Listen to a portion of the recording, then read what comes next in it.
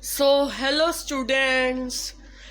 कल हमने हमारा the story of village Palampur का चैप्टर आधे से ज़्यादा कंप्लीट कर लिया था। अब हमारा जो है ना मेन टॉपिक्स रहते हैं, एक शॉपकीपर वाला टॉपिक रहता है और एक ट्रांसपोर्टेशन वाला टॉपिक हमारा रहता है। एक बार ना मैं सोच रहा हूँ कि एक बार आपको क्विक रिवीजन करवा दूँ पूरे टॉपिक की, है ना, ताकि आप एक बार समझ जाओ। तो चैप्टर था the story of village Palampur. Palampur जो था एक हाइपोथेटिकल विलेज था जो हमें सिर्फ बेसिक कंसेप्ट प्रोडक्शन के सिखाने के लिए ही बना था।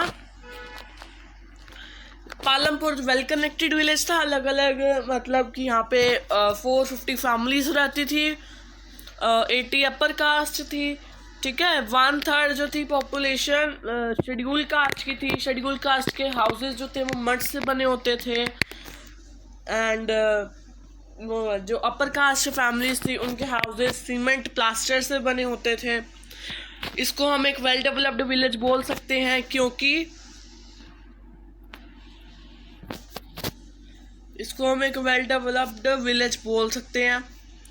क्योंकि यहाँ पे आप देख सकते हो, यहाँ पे सब सारी फैसिलिटीज़ हैं। यहाँ पे रोड्स की फैसिलिटीज़ हैं, स्कूल्स की फैसिलिटीज़ हैं, ट्रांसपोर्ट की, इलेक्ट्रिसिटी की, इरिगेशन की और हेल्थ केयर की। क्योंकि यहाँ पे 2 प्राइमरी स्कूल हैं, एक हेल्थ सेंटर है और एक प्राइवेट हेल्थ सेंटर है जो डिस्पेंसरी है, और एक हाई स्कूल भी है यहाँ पे। इसीलिए फिर क्या बता रहे हैं, स्टोरी ऑफ विलेज पालमपुर है एक इमेजिनरी विलेज। यहाँ पे 2 तरह की एक्टिविटीज़ होती हैं। एक एक्टिविटी होती है फार्मिंग एक्टिविटी, एक एक्टिविटी होती है non farming activity. Non farming activities में ट्रांसपोर्टेशन, डेयरी वगैरह आती है, और फार्मिंग एक्टिविटीज़ के बारे में हम पढ़ेंगे। फार्मिंग आती है। Organisation of production. Organisation of production का मेन एम होता है कि जो हमारे को गुड्स चाहिए होते हैं वो हमें ला के दे। 4 रिक्वायरमेंट्स होती हैं, land, labour, physical capital, fixed capital, working capital. इनके बारे में समझना है तो प्रीवियस वीडियोस देख लेना। फैक्टर्स यही होते हैं हमारे, land, labour, physical, human capital, which is known as production. Farming, land is fixed. Land जो होता है सबके लिए फिक्स होता है। फार्मिंग जो होती है एक मेन एक्टिविटी होती है। फार्मिंग मेन एक्टिविटी होती है हमारी वहाँ पे लाइवलीहुड के लिए। फार्मिंग एक मेन एक्टिविटी होती है। और दे कुड बी फार्मर्स और फार्म लेबरर्स। फार्मर्स भी हो सकते हैं और फार्म लेबरर्स भी हो सकते हैं, सॉरी।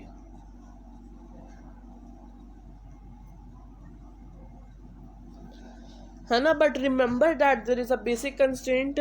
मतलब लैंड की बात करें कि लैंड जो होता है वो फिक्स्ड होता है, कोई भी लैंड अब खाली नहीं बचा है यहाँ पे। और लैंड को मेजर करने के लिए एक हमने यूनिट यूज़ की है जिसको हम हेक्टेयर बोलते हैं। लोकल यूनिट्स होती हैं बीघा एंड गिंठा। और सेकंड है, इज देयर अ वे, हम एक प्लॉट ऑफ लैंड पे, ये हमारा एक प्लॉट ऑफ लैंड है, यहाँ पे हम एक से ज़्यादा क्रॉप्स उगा सकते हैं कि नहीं उगा सकते। हम बिल्कुल उगा सकते हैं। इसमें हम राबी और खरीफ के बारे में पढ़ेंगे, कैसे उगा सकते हैं। इलेक्ट्रीफाइड ट्यूबवेल्स की हेल्प से, modern farming methods, green revolution, HYV seeds को इंक्लूड करते हैं, है ना। HYV सीड और प्रॉपर ट्रांसपोर्टेशन जो है पंजाब और हरियाणा के और वेस्ट उत्तर प्रदेश के फार्मर्स जो सबसे पहले उन्होंने मॉडर्न फार्मिंग मेथड्स किए थे यूज़, ठीक है ना। ऐसे ही अब थर्ड में आता है will the land sustain. Modern farming methods के HYV सीड्स को क्या क्या चाहिए होता था, ज़्यादा पानी, केमिकल फर्टिलाइजर्स और पेस्टिसाइड चाहिए होते थे जो सारे फार्मर्स खरीद नहीं सकते थे because they are of low wages conducted. And हम बोल सकते हैं कि जो हम मोर यूज़ कर रहे थे किसका, फर्टिलाइजर्स और पेस्टिसाइड्स का, वो क्या कर रहे थे, हार्म कर रहे थे हमारी सॉइल को। और ज़्यादा वाटर चाहिए होता था HYV सीड्स को, तो वो क्या कर रहे थे, इरिगेशन का वाटर टेबल क्या कर रहे थे, डाउन कर रहे थे। फिर लैंड कैसे डिस्ट्रीब्यूट हुआ है, मैंने आपको समझाया हुआ है पहले भी, लैंड कैसे डिस्ट्रीब्यूट हुआ है। कैसे कि पालमपुर में टोटल 450 फैमिलीज हैं। 450 में से 150 जो है वो लैंडलेस हैं, क्या है, लैंडलेस है।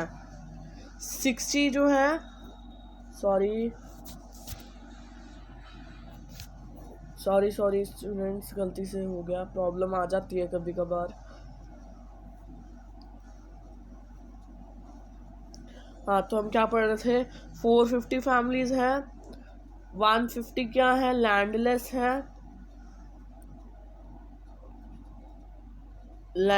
है, और 150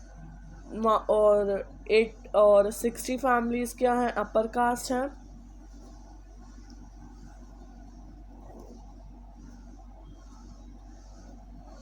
सिक्सटी फैमिलीज अपर कास्ट है और 240 फैमिलीज जो है वो स्मॉल प्लॉट पे काम करती है। 60 अपर कास्ट और 240 स्मॉल प्लॉट्स पे काम करती हैं। ये क्या करते हैं, लार्ज प्लॉट्स पे काम करते हैं। ये स्मॉल प्लॉट्स, ये लार्ज प्लॉट्स। आगे चलते हैं, who will provide the labour. अब लेबर कहाँ से आती है, लेबर जो है वो मोस्ट इम्पॉर्टेंट है। लैंड के बाद लेबर बहुत ज़रूरी है। लेबर एजुकेटेड भी हो सकती है और मैनुअल वर्कर भी हो सकते हैं, हमने पढ़ा था। और जो स्मॉल फार्मर्स होते हैं तो उनके स्मॉल प्लॉट्स होते हैं, और अगर उनकी फैमिलीज में 8 मेंबर्स है सपोज करो, तो 8 मेंबर्स ही काफ़ी है उस प्लॉट पे काम करने के लिए। और ऑब्वियसली 5 मेंबर्स जो है वो काफ़ी हैं उस प्लॉट पे काम करने के लिए। और लार्ज फार्मर्स के पास बड़े प्लॉट होते हैं, इसलिए वो हायर करते हैं पीपल को।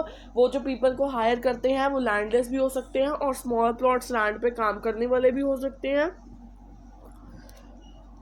है ना। उनकी वेजेस जो होती हैं वो region to region, crop to crop and farm activity to farm activity, जैसे सोइंग और हार्वेस्टिंग की अलग, और डेली वेजेस की वेजेस अलग होंगी। और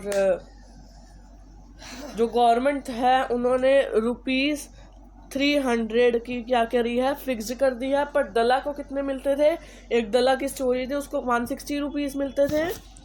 उसको 160 क्यों मिलते थे, क्योंकि जो फार्मर्स हैं उनके बीच में बहुत बड़ा कंपटीशन होता था। फार्मर्स के बीच में क्या होता था, बहुत बड़ा कंपटीशन होता था लार्ज फार्मर्स के बीच में, इसलिए छोटे फार्मर्स जो होते थे वो तैयार हो जाते थे लो वेजेस पे काम करने के लिए। ऐसे ही कैपिटल नीडेड इन फार्मिंग। जो स्मॉल फार्मर्स थे वो क्या करते थे, कैपिटल बोरो करते थे दूसरे फार्मर्स से।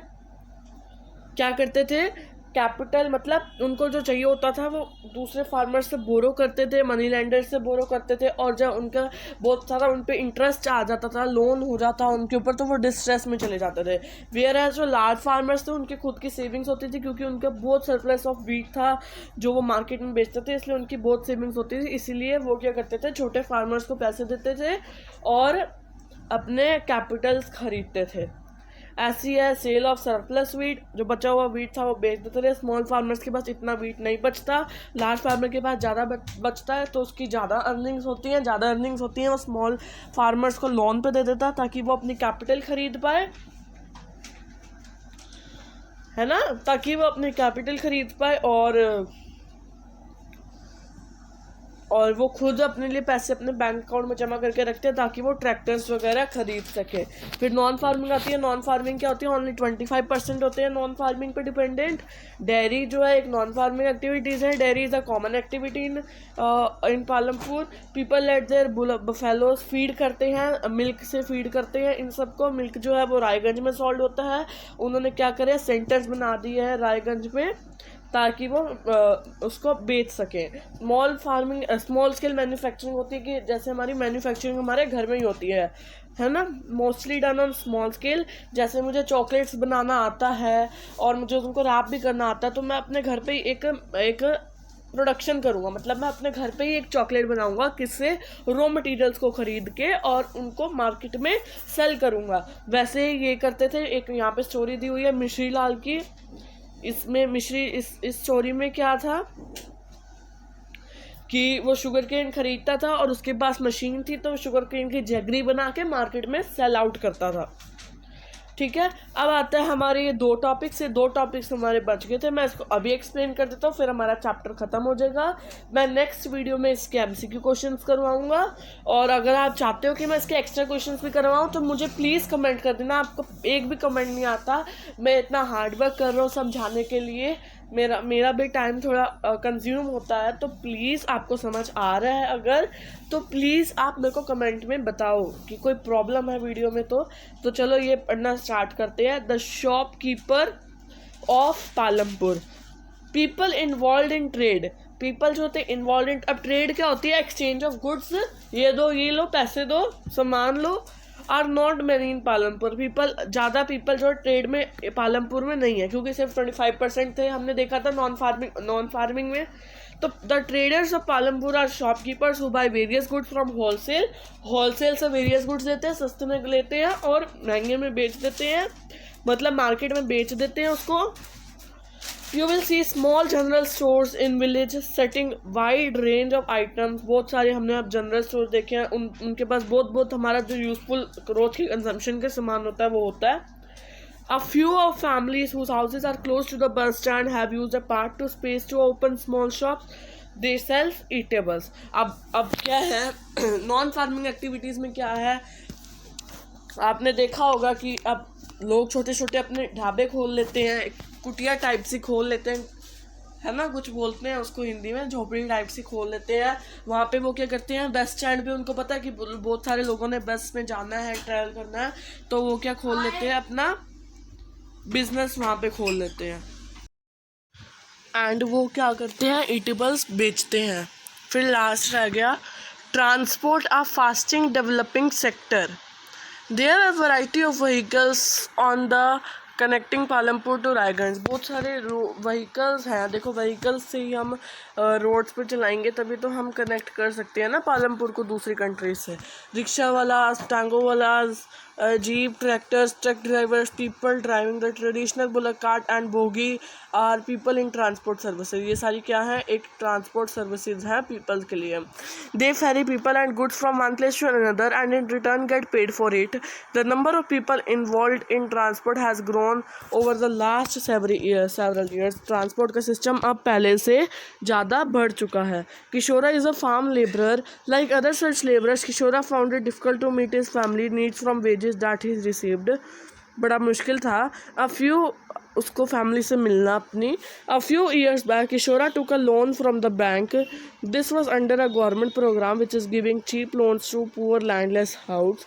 किशोरा बुट अ बैलन with this money he now sells a buffalo's milk. अब उसने बफेलो खरीदी और अब वो बफेलो का मिल्क बेचता है, क्योंकि उसकी वेट बहुत कम थी इसलिए वो अपनी फैमिली से मिलने से डर रहा था और उसने क्या किया, बैंक से लोन लिया, एक बफेलो खरीदे और उसी बफेलो का दूध अब वो बेच रहा है। Further he has attached a wooden cart to his buffalo and used it to transport various items. अब उसने क्या किया, उसी बफेलो के पीछे एक कार्ट लगा दी और अब वो ट्रांसपोर्ट करने के लिए में हेल्प करती है। Once a week he goes to the river Ganga to bring back clay for the potter or sometimes he goes to Shahpur with load of jaggery or other commodities। से उसके देखो कितने काम जो थे वो सारे इजी हो गए हैं। तो ट्रांसपोर्ट जो है एक मेन एक्टिविटी है। तो ट्रांसपोर्ट जो है वो क्या है, मेन एक्टिविटी बोला जा सकता है। उसको क्या बोला जा सकता है, मेन एक्टिविटी बोला जा सकता है। ठीक है, तो ये चैप्टर हमारा यहीं पे ख़त्म होता है। हमने the story of village Palampur chapter ख़त्म कर लिया है। तो चलो इसके एमसीक्यू क्वेश्चंस ही कर लेते हैं। ठीक है, इसके एमसीक्यू क्वेश्चंस फिर हम नेक्स्ट क्लास में स्टार्ट करेंगे। नेक्स्ट पार्ट में हम इसके एमसीक्यू क्वेश्चंस करेंगे। फिर उसके बाद हम अपना इंग्लिश का फर्स्ट चैप्टर स्टार्ट करेंगे, the fun they had. Okay, so bye students.